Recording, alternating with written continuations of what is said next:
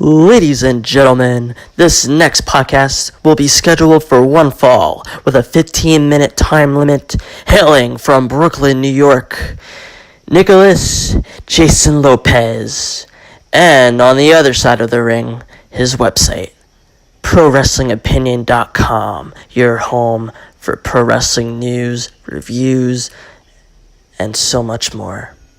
Thank you. Hello, everybody, and welcome to the inaugural episode of Intermission, brought to you by Pro Wrestling Opinion, your one-stop shop for pro wrestling news, reviews, and so much more. And we're actually going to be talking a little bit about what I'm going to be doing with PWO and the website. A lot of cool things to come for this coming year. It's January 1st. Can you already believe that? I don't know about you, but 2018, you overstayed your welcome a little bit, so glad that you're in the rearview mirror, because the road we're headed on, it's leading us to nowhere but glory. Cliche as that might have sounded, I'm going to take the time out to just review about what the show's going to be going over. Basically, the gist of it is that it's going to be just straight up 15 minutes of current pro wrestling news, things happening, mainstream, independent, things of that nature. As you are probably very sure, some wrestling podcasts could tend to go on for 3 hours, 4 hours, 17 hours. I don't know about you, but I like my news just quick, nice and easy. So that's going to be the whole premise of the show. I don't know if we'll have time for guests. I will be your guest. So there you go. What's happening so far, pro wrestling news-wise? I know the biggest story, which everybody woke up. January 1st seems to be a very popular day for announcing things. I guess I can't blame them. It's New Year gives you a lot to look forward to, so a lot of people have been planning stuff in 2018. I myself could relate. So January 1st tends to be that day where they start to unveil everything to come, and I can't say I'm shocked. On the WWE side of things, they've announced the Royal Rumble lineup. 8 women and 2 men advertised for the Royal Rumble matches. Well, as you know, Royal Rumble is going to take place January 27th in Phoenix, Chase Field. It's actually be really cool to see a baseball stadium hold a Royal Rumble event. I know that WrestleMania has been done at Safeco Field and WrestleMania X7. The greatest WrestleMania was at the Astrodome. But talking on a modern spectrum, it's going to be interesting to kind of see what it's going to look like. That's a huge field and a huge park, so I mean, kudos to them for even thinking of it as a spot. So it's gonna be a killer stage. Hopefully they don't use the generic one that they always tend to use, and they actually utilize the full scope of the ballpark. But that's a tale we're gonna be seeing in the weeks to come. And again, it is what it is. 2 matches are announced: Brock Lesnar versus Braun Strowman for the WWE Championship. Again, I'm not quite sure what to make of this. Lesnar and Strowman were very prominent on the main event scene last year, so I can't really say I'm shocked to see them go one-on-one. I was kind of hoping this would take place at WrestleMania. Braun Strowman should have been the guy that they strapped the title to, give him that nice up-and-coming monster story. He was pretty much carrying the company on his back at one point. He should have been the face that they modeled it around. He was everything that they tried to accomplish with the Great Khali, except one thing: the Great Khali actually sucks, and, well, this guy actually has charisma. But again, I'm not at the round table at the creative meeting, so I can't really enforce this kind of thing. It's just, little things about common sense would make you think, well, hey, why not get this guy? He's actually connecting with fans. But Vince McMahon is a total different entity than general wrestling fans. So maybe that one day will come where Triple H will get the full creative, control, but that remains to be seen. Another announcement would be 30-man Royal Rumble entrance, which as of right now are Drew McIntyre and R-Truth as the 30th entrant. McIntyre may actually have a good chance to win this whole thing. It's been no secret that they've been pushing him pretty hard lately. Hopefully something comes out of that, because as we've seen in the past, doesn't really materialize to anything. So let's see how that goes. At the least, I would expect a really good showing.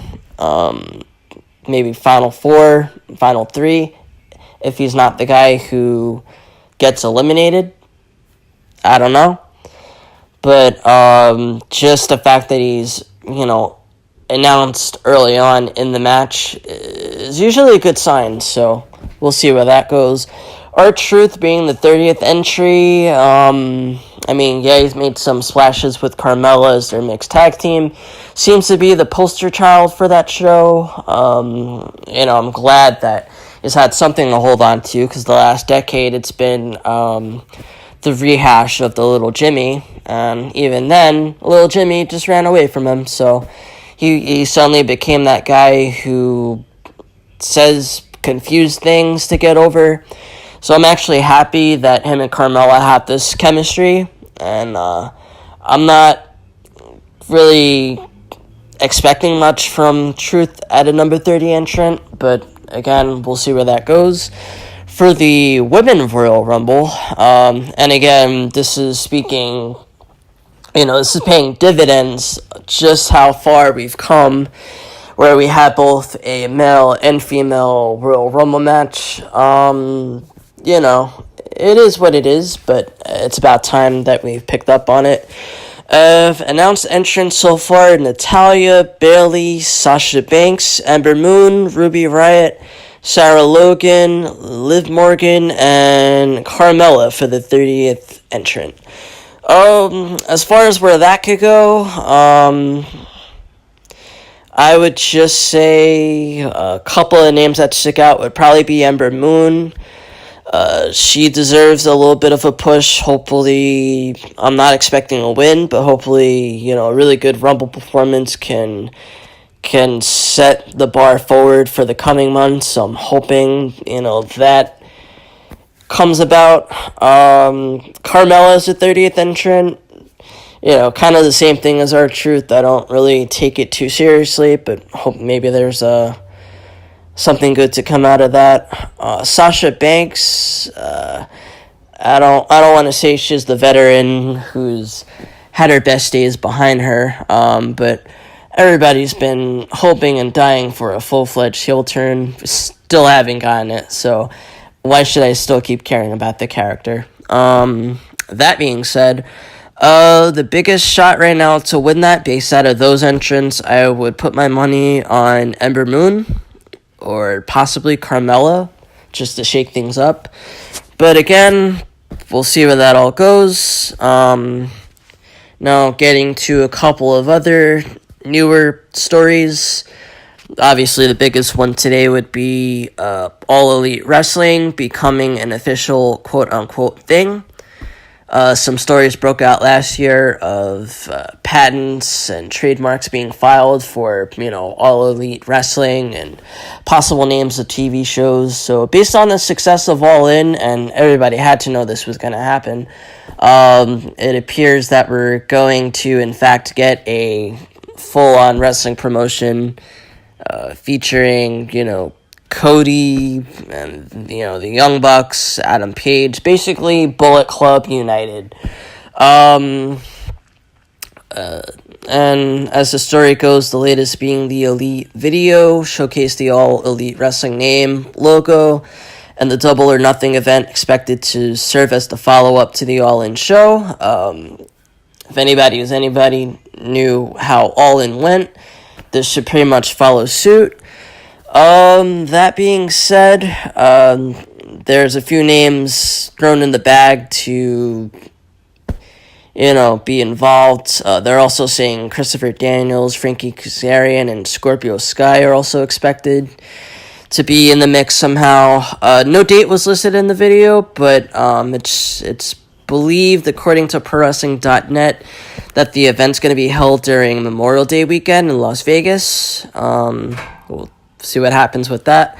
They provided an update that AEW also announced a Double or Nothing rally going to be held on January 8th at Jacksonville, Florida at TIAA Bank Field.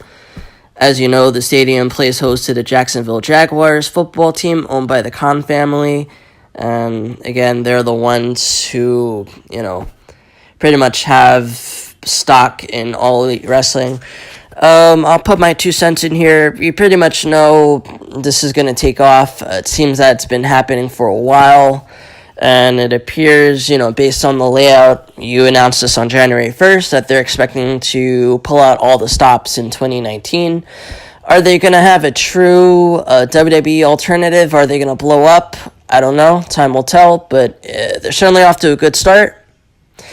And let's talk about yesterday's Raw a little bit.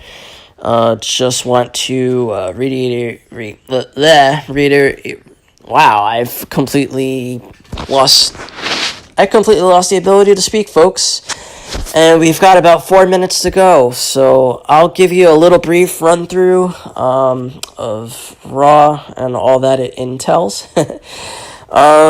Didn't seem like that newsworthy of a show, and I didn't get to watch it, but just based on some of the things that I heard about, between Ronda Rousey and Natalya, it was said that they showed some good intensity, being out for revenge after the earlier beatdown by the heels. It appears that it's, it was pretty logical to have Rousey beat Tamina to end the holiday show. Most holiday shows are usually typical filler. So, and I actually want to, kudos to WWE for actually giving her talent off on Christmas. I know that they faced a lot of flack the year prior to that.